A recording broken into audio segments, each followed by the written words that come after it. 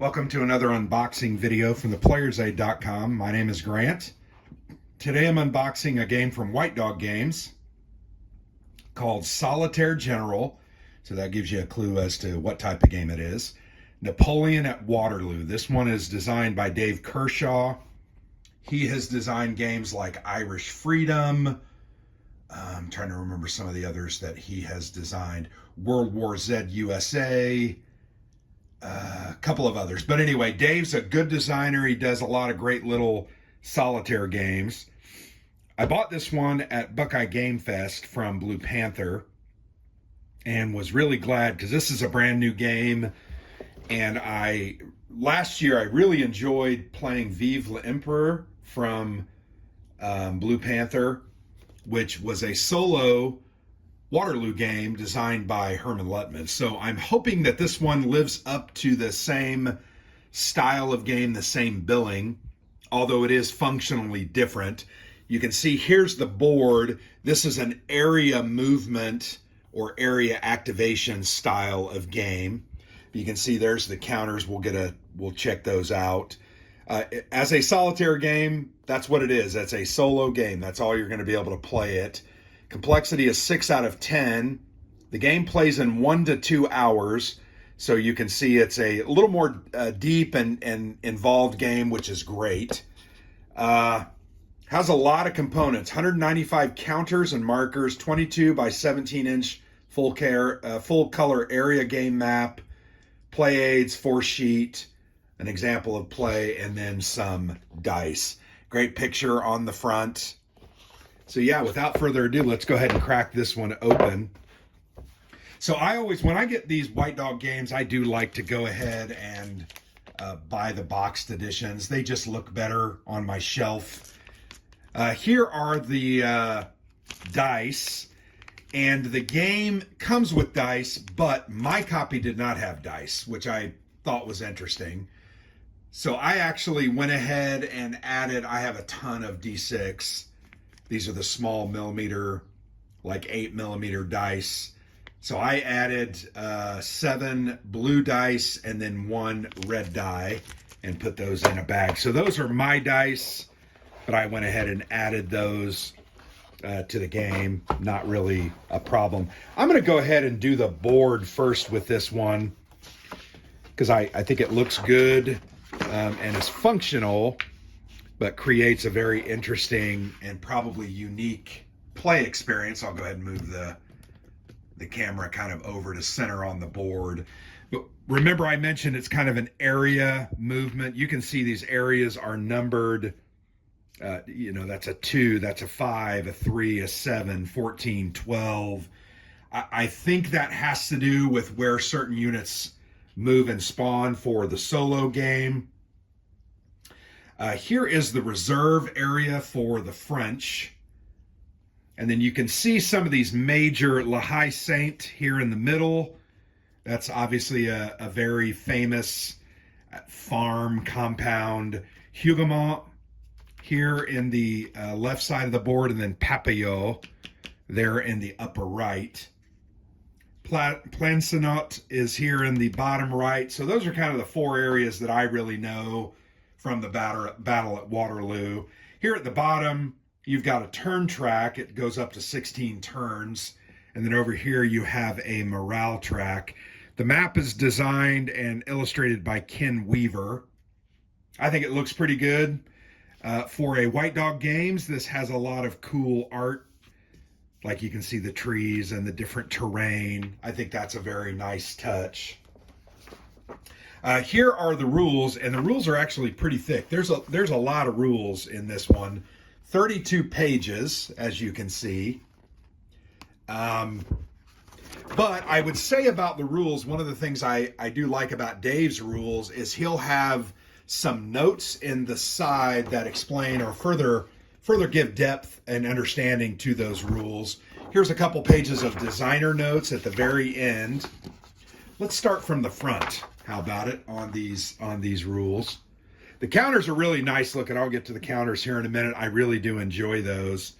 But yeah, nice big color graphics showing the maps and the counters. Always a good thing. Here are the different markers, how to set the game up.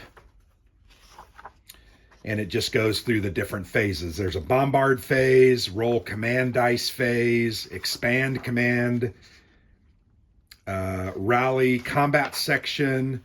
So there's a whole different section. There's different types of combat: infantry versus infantry, cavalry versus cavalry, and then cavalry retreats, cavalry versus infantry, and then reinforcements. Reveal section, continuation step, enemy reaction phase. So that's when the AI is going to control what the game does. Their attacks. Prussian arrival. As you know, here at Waterloo, one of the reasons the French were overcome is the Prussians arrived. They weren't delayed as long as I think Napoleon thought they would. He thought he could wipe out Wellington's forces and then force the Prussians to probably retreat or stop. But yeah, that's kind of a look at there are some optional rules and some various scenarios. So you can play the big campaign game, or you can do a couple of the scenarios, it looks like. Various options. Are some nightfall rules that are variable, alternative French units that can be included, and then there are the design notes. So the game appears to be fairly flexible in how you play it and with what rules, and that's always a good thing. There are a full counter sheet here, and then there is a half counter sheet. Let's check out that half counter sheet first. This is the back. This is the front. So you can see some of the French cavalry at the top, some of your admin markers like the morale marker, artillery markers, and then here you have Wellington's cavalry, the British morale, Howe arrival markers, some different, I assume these are hidden because they have a question mark on them. Prussian arrival there, barrage markers, turn markers, last turn marker, and then when you flip those over, you get a look there. Now, here are the units that I think are just really very well done. I'm going to pop one of these out so you can look up close. But there's a Prussian. Obviously, this is a Prussian infantry formation. You can see on the reverse side, there are fewer infantry units, only 5 showing, whereas on the front, there's a whole bunch more. So as they are reduced, they show that graphically on the counters. Here's some French units, some of the British units, more Prussian. These are all infantry. What I've noticed is when you look at it kind of from a distance, they almost look like pickets, but then you get closer and you can make out the infantry units clearly.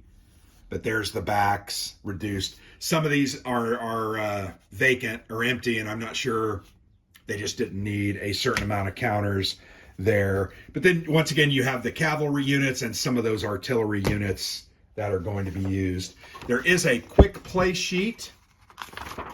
I think you can kind of summarize this. It's a 4-page bifold that kind of summarizes how you play and interact with the game. I think that's nice. And then there is a full example of play or demo, which will be very, very helpful. I'll definitely read this to get a better idea of some of the finer points. But yeah, that looks very, very helpful. I think this game looks really great. And once again, a hex and counter, this is an area movement game, but a counter solitaire game is fairly rare. I don't feel like there's a lot of them. These are formation sheets, which just kind of show you what the different formations are. But there you have it. A very cool looking game. I'm very much excited by it. I love these solo games. Always enjoy playing them. These are games that I play at my house when we can't ultimately game together. And then I do playthrough videos and reviews of them as well. But yeah, that's a look at Solitaire General, Napoleon at Waterloo by White Dog Games, designed by Dave Kershaw. This is now available, so check it out if you're interested. I will definitely get this played over the next couple of months and do some video content, and then we'll put that out for you to view on the channel. So thanks for watching. I've been Grant for the Player's Aid.